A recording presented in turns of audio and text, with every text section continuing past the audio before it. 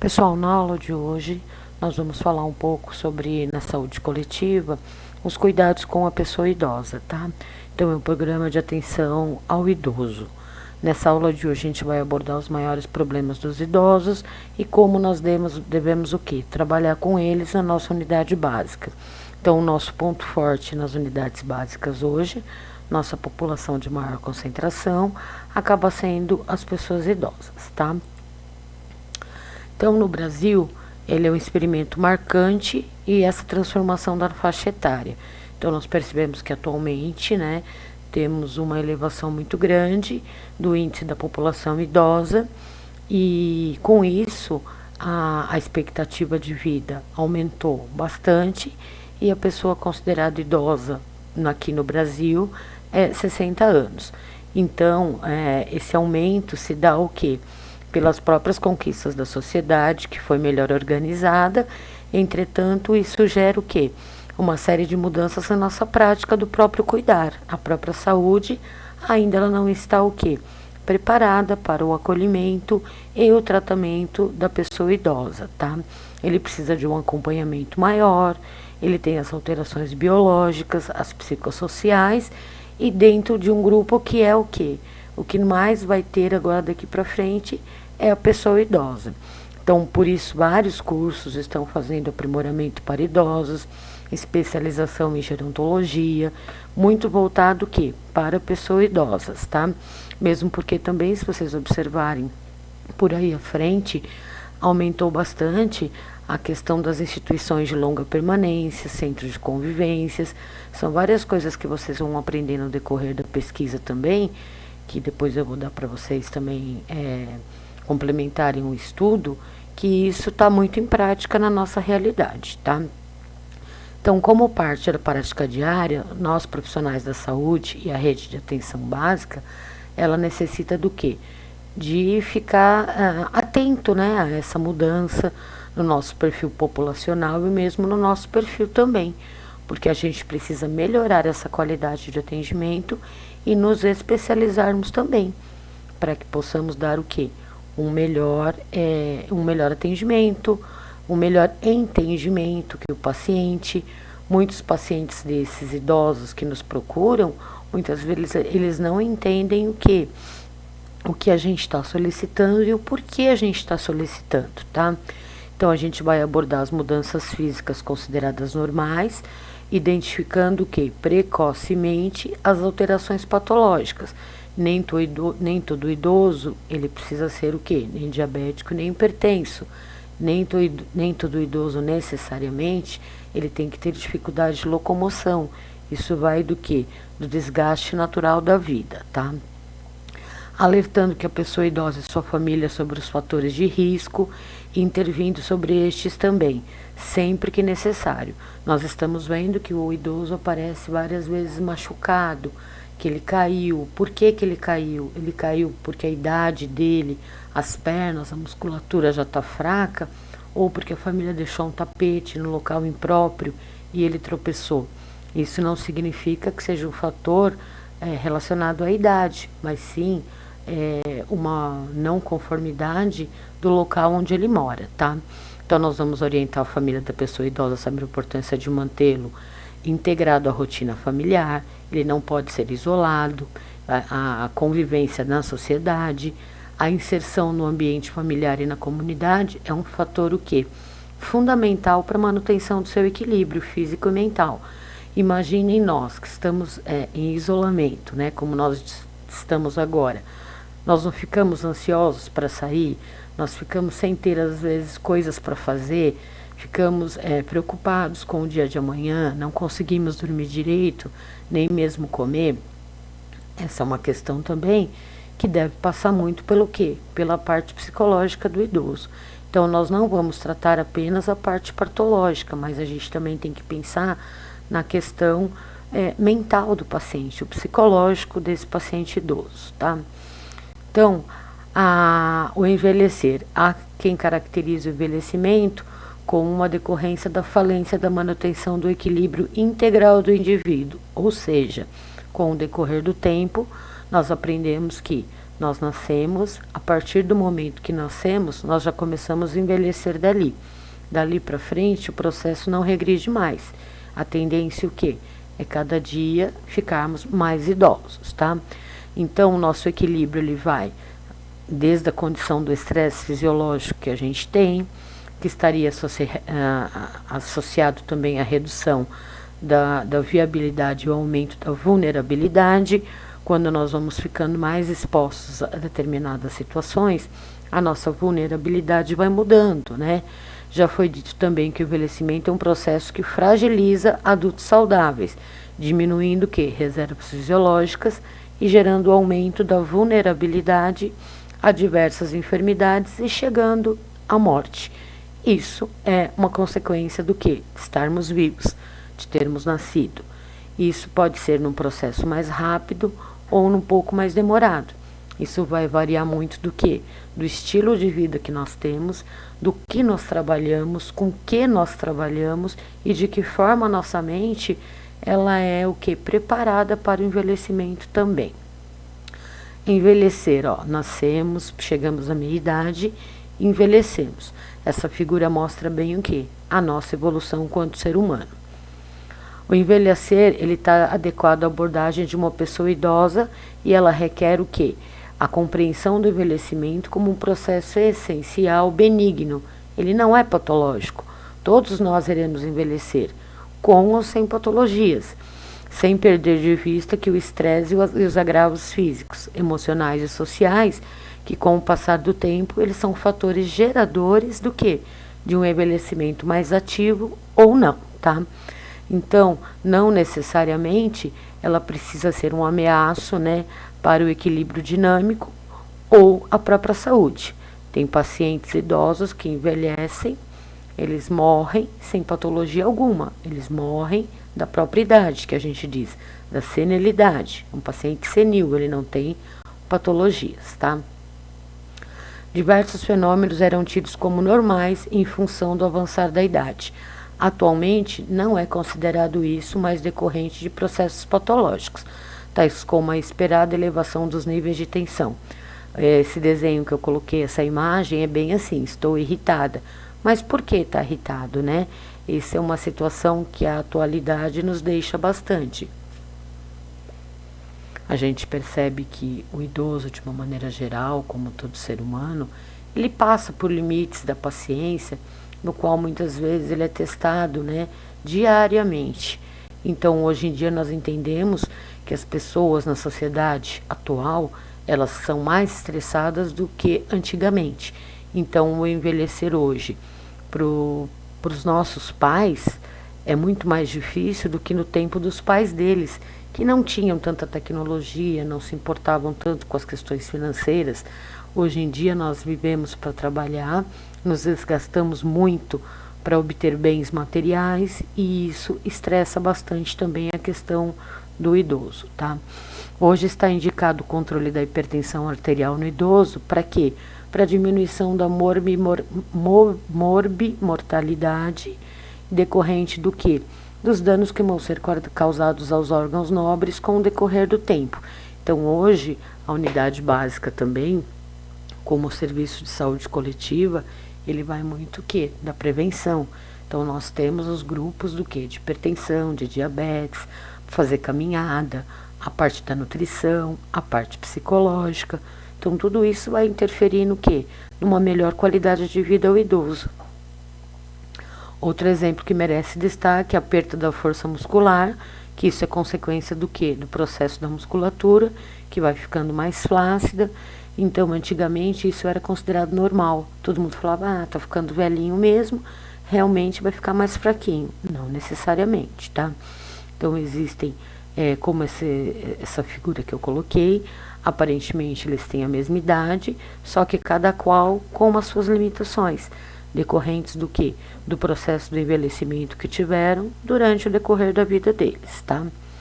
Então, hoje sabe-se que tais aspectos são acarretados pelo quê? Pela inatividade crônica do paciente, do indivíduo, estando pouco ou nada relacionado com a idade. Então, um idoso que só dorme, que ele fica muito largado naquele sofá, ou a circunferência abdominal cresce. Então, nós temos opções para que isso não ocorra, né?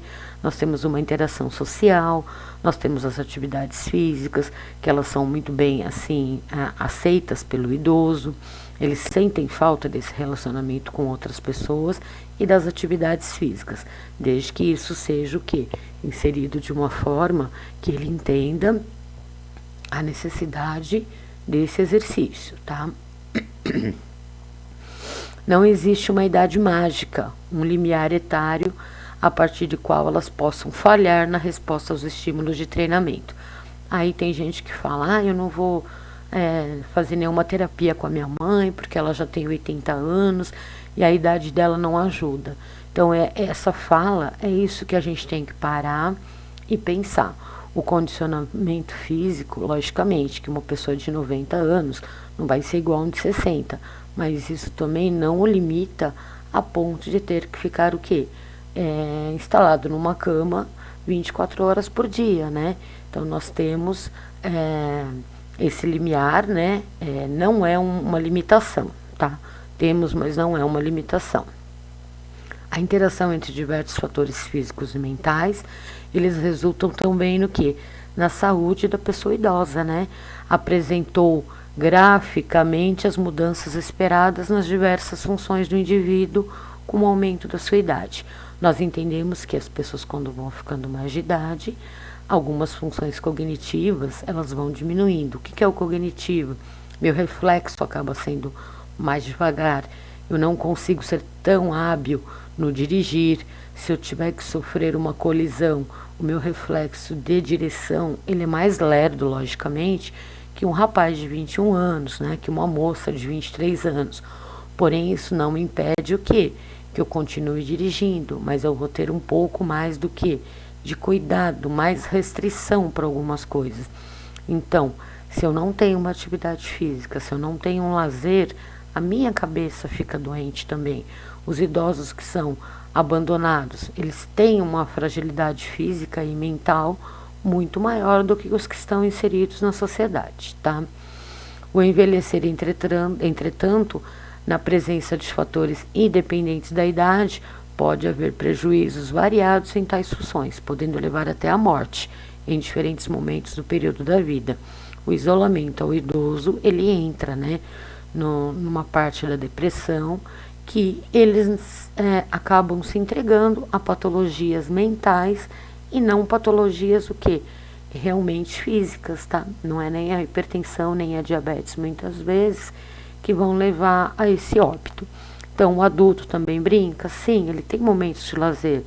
Ele pode jogar uma carta, ele pode ter amigos no celular, sim. Desde que nós conseguimos o quê? Inserir esse cotidiano na vida deles atual.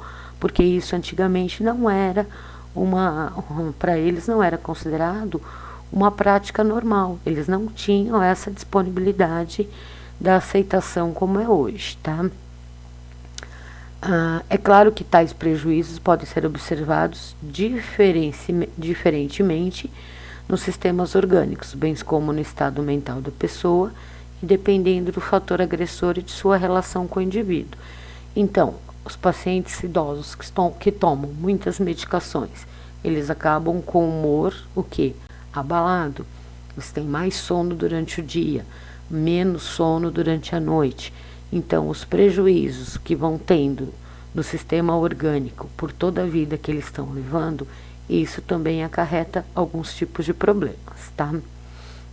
É preciso ter um permanente cuidado de não se rotular coisas da idade com determinados sintomas que deveriam ser melhor analisados e abordados, sempre de forma integral e contextual, jamais se perdendo de vista a sua interação com os meios familiares e sociais. Então, muitas vezes o idoso está quietinho num canto, é porque ele está, é porque é da idade, as pessoas se isolam realmente, não necessariamente, tá? Então, não se pode penitenciar a pessoa idosa de viver com sintomas desagradáveis, sejam eles físicos, mentais, né? Ou pelo fato de considerá-los sendo normais para a idade.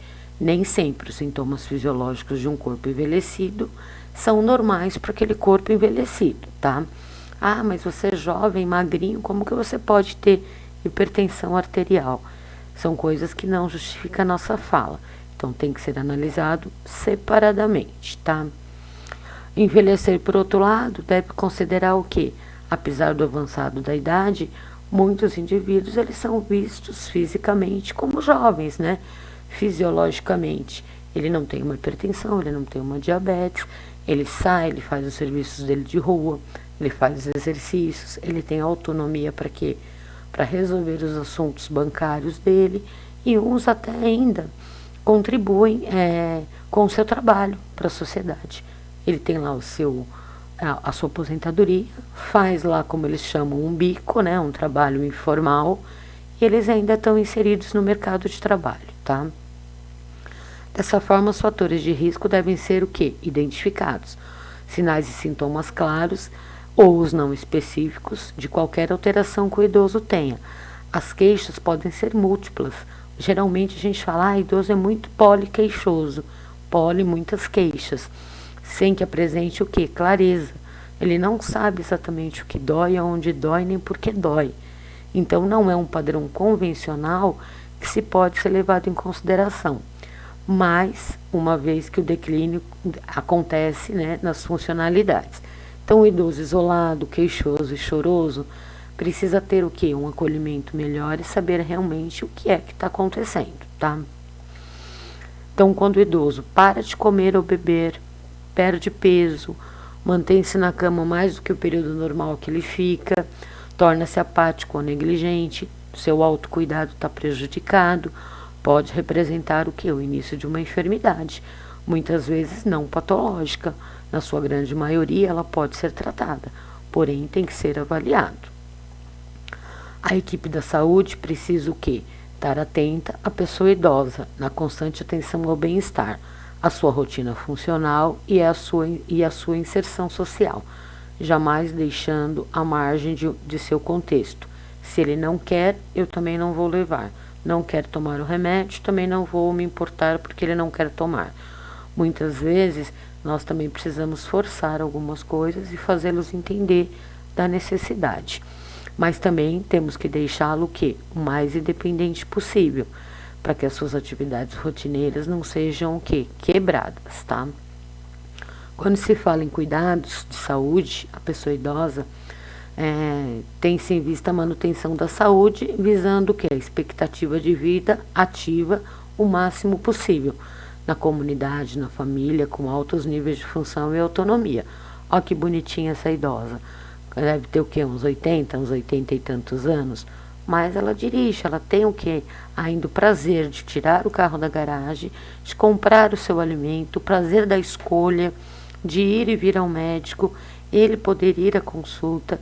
Isso é uma autonomia que é muito assim visada pelas pessoas idosas. Eles prisam, nossa gente, desculpa, eles assim enaltecem, né? Para eles isso é uma coisa de que eles ainda estão bons para a sociedade, que eles conseguem o que ainda ter autonomia, né? Eles vêm e vão a hora que eles querem. Eles ainda conseguem realizar esse tipo de coisa, tá? Pessoal, tá dando para entender, tá claro, porque a saúde do idoso é uma outra disciplina, mas o cuidado na coletiva com o idoso, ela entra muito os cuidados principais, né? Que são as quedas, a medicação que eles não entendem como toma, a consulta básica na unidade que eles precisam ir, o acolhimento desse paciente, né? Que muitas vezes vai agendar uma consulta, para daqui 3 meses, mas ele está com dor agora, ele está deprimido agora. Então, tudo isso faz parte do acolhimento na unidade básica de saúde também, tá? Na avaliação do idoso, 2 conceitos são os básicos, a independência funcional e a autonomia. A funcional, ela é entendida como a capacidade que o indivíduo tem de realizar as atividades básicas diárias, né? Que é vestir-se, comer, realizar o alimento, né? Poder preparar o alimento e comer, tomar um banho, né? A autonomia já é o exercício da autodeterminação. Funcionamento é o resultado da interação da capacidade do indivíduo e do ambiente que apoia essa capacidade. Então eu moro com meus filhos, porém meus filhos me dão total autonomia para que eu vá na cozinha, para que eu prepare meu alimento. Então eu tenho a minha independência funcional, porque eu consigo fazer a minha comida, consigo me trocar e eu tenho a minha autonomia também de querer não fazer a comida hoje, não querer me alimentar. Então, o meu próprio ambiente familiar me propõe essa facilidade. Tem famílias que acham melhor não deixar que o idoso vá para a cozinha, porque ele deixa o fogão, o gás aberto, ele passa o braço em cima do fogo ligado, ele esquece de desligar ao término das comidas que ele faz, ele quebra muitos pratos, ele pode se cortar.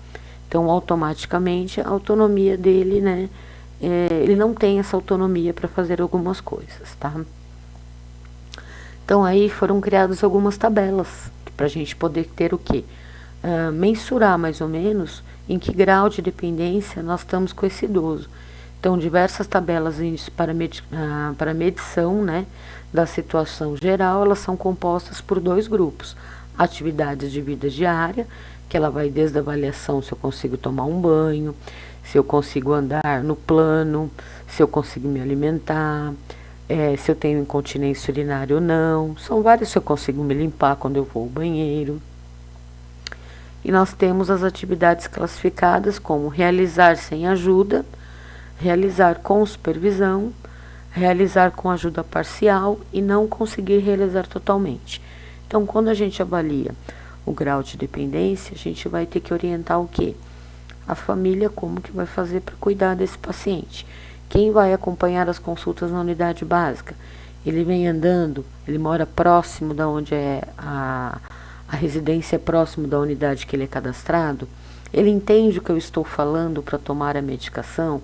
Então, tudo isso entra no cuidado com o nosso idoso, que o acolhimento da unidade vai fazer para ele.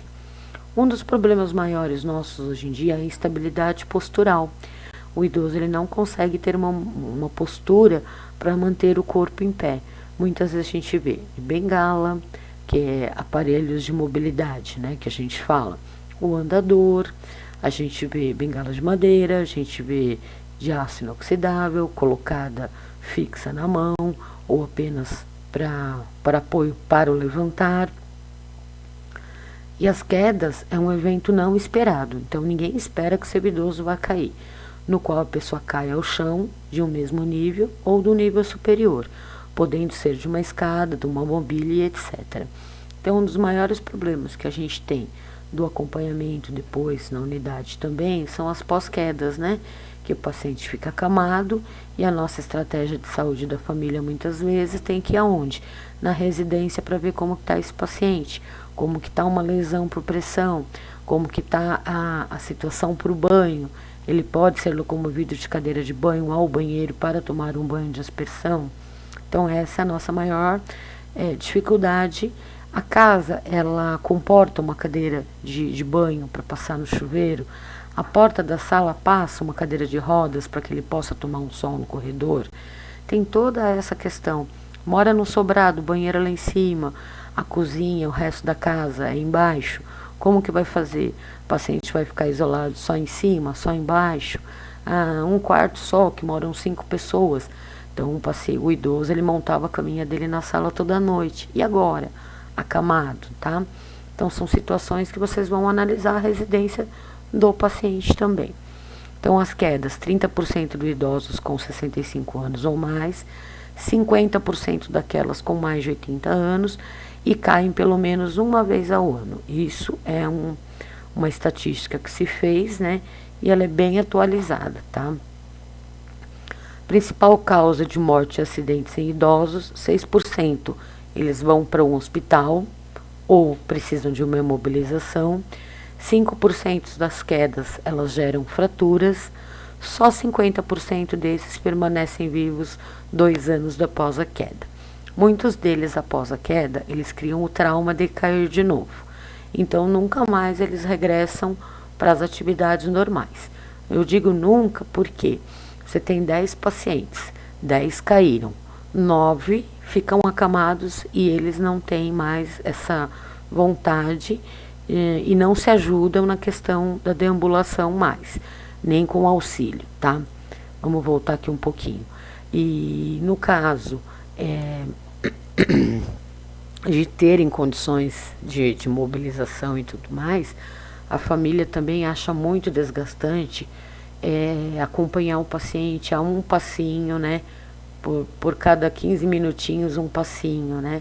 Então a família ela vai trabalhar com o quê? Com o que é melhor para a situação daquele momento. Que dá mais trabalho, um paciente de bengala, de muleta, tentando levantar, chamando toda hora, do que o acamado, que você deu comida, trocou, deu banho. Muitas vezes eles acabam se isolando por essa estrutura familiar. Muitas vezes o paciente, o idoso, ele não anda mais, ou ele não tem uma reabilitação sadia, muitas vezes é pela própria família, pela estrutura familiar insuficiente, que ela não dá condições, ela não permite que aquele idoso seja reinserido na sociedade, tá? É uma judiação, mas quando forem fazer visitas domiciliares, ou mesmo quando acolherem na unidade básica, vocês vão ver o quanto aquele idoso ainda teria, né? Uma qualidade de vida boa e acaba sendo ceifado pela própria família, tá? Então, uma queda pode ser o prenúncio do estabelecimento de uma debilidade e vulnerabilidade física. Então, ele caiu por quê? Ele caiu porque ele tropeçou, ele caiu porque ele teve tontura, ele caiu porque ele tomou muita medicação à noite que a família deu para dormir, porque como ele chama muito e o médico diz que poderia, se ele ficasse agitado no período noturno, tomar um calmantezinho, alguma coisa para dar uma acalmada, para ter um sono e um repouso, uma noite tranquila. Às vezes, né, essa medicação ela está sendo muito seguida, quase todas as noites, e isso acaba o quê? Gerando esse fator também de desequilíbrio, né? Tomou medicação para hipertensão no horário muito tarde, precisa levantar várias vezes à noite para ir ao banheiro. Então precisa adequar a medicação. Vocês quando vão às visitas, acompanham, né, a avaliação, tudo isso tem que levar em consideração também, tá? A sequela dessa debilidade física inclui não somente as fraturas e injúrias associadas, mas também uma redução de movimentos independentes, isolando o isolamento social e medo, foi o que eu disse. Eles acabam não indo mais com as famílias passear, viajar, porque dá muito trabalho, pôr a cadeira ocupa o porta-malas inteiro, ele tem que usar fralda, não é todo lugar que pode se parar na estrada que tem uma estrutura preparada para receber um cadeirante. Então, olha como isso causa um isolamento desse paciente idoso, tá? Quando uma pessoa idosa cai facilmente, é provável que ela esteja o quê? Apresentando uma perda funcional e um enfraquecimento no estado mental, né, no estado de saúde também. Às vezes períodos de confusão mental, que às vezes ele passa, né? Para quem tem Parkinson, ajuda na queda. Para quem tem Alzheimer, ajuda na queda. Permanência no leito aumenta o risco do quê? Das pneumonias, da desidratação e da lesão por pressão. Então, um dos casos da estratégia de família, quando a gente vai visitar o paciente e a família como um todo, é o quê? A movimentação, o cuidado, a higiene dessa lesão. Existem pacientes que são muito bem cuidados, a família levanta todos os dias, leva a unidade básica, interage com o paciente também nas atividades que a unidade básica promove, vão às caminhadas, né? Participam, né, ativamente dos programas que tem, o programa de atendimento ao idoso.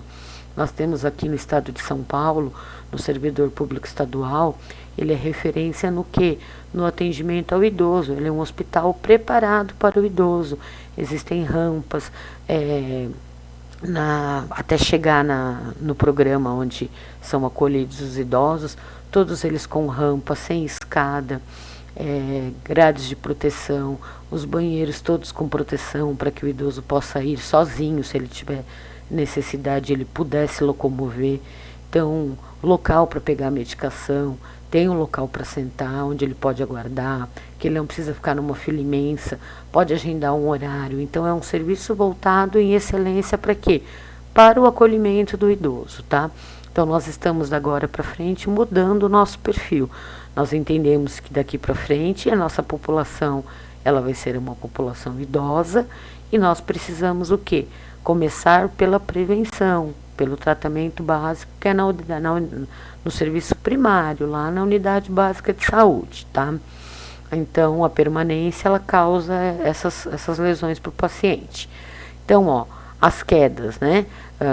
Nós temos lá um quarto pequeno, no qual dorme a neta e a avó. A avó dorme em cima, a neta dorme embaixo. Não tem condição. As escadas numa casa, às vezes em condições piores, dependendo da localização de onde mora. Temos essa situação da terceira foto aqui, que é um problema realmente complicado para a nossa situação, tá? Nosso idoso, ele não tem condição de subir uma escada desse tipo, e até para a gente dar um socorro para nossa visita domiciliar também é difícil a nossa entrada no local assim. E aqui eu deixo uma brincadeira para vocês, né? Que é uma velhinha, né, andando no skate, que não necessariamente a minha idade me limita de algumas coisas, tá? E assim, eu espero que vocês tenham gostado da aula. Nós estamos passando por uma situação difícil, onde estamos nos adaptando a situações novas, com a videoaula, com o instrumento, né, a ferramenta que é a plataforma, mais a digitação, mais o encaminhar, mais um monte de interações sociais que nós não estávamos acostumados antes, né? O cumprimento de prazos, regras e tudo mais, tá? Não se preocupem que tudo isso vai passar, devagarzinho nós vamos nos adaptando. Na saúde coletiva falta pouca coisa para eu acabar de dar. Eu vou deixar as instruções para vocês também.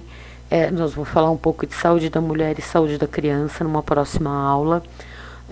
Depois nós vamos parar, fazer uma avaliação, uma prova, né? Mas vamos falar de um nome mais delicado, uma avaliação no qual nós vamos tratar só essa questão do SUS, Lei 8080, as coisas mais assim, da primeira parte.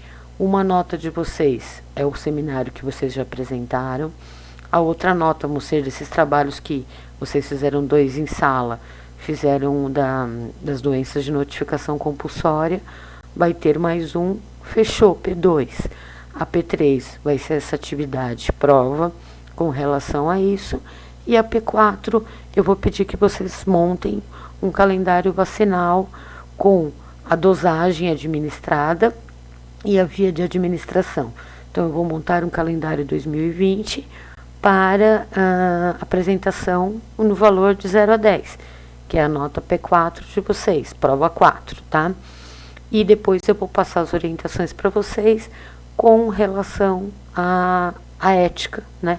Que vem logo em seguida. Então, nas nossas primeiras aulas é saúde coletiva, após o intervalo nós temos a ética, tá bom? Então, espero que vocês tenham um bom resto de semana, né? Já é quinta-feira, então a gente vai ter sexta, sábado e domingo para se renovar, né? Lembrando que sexta-feira é feriado, né?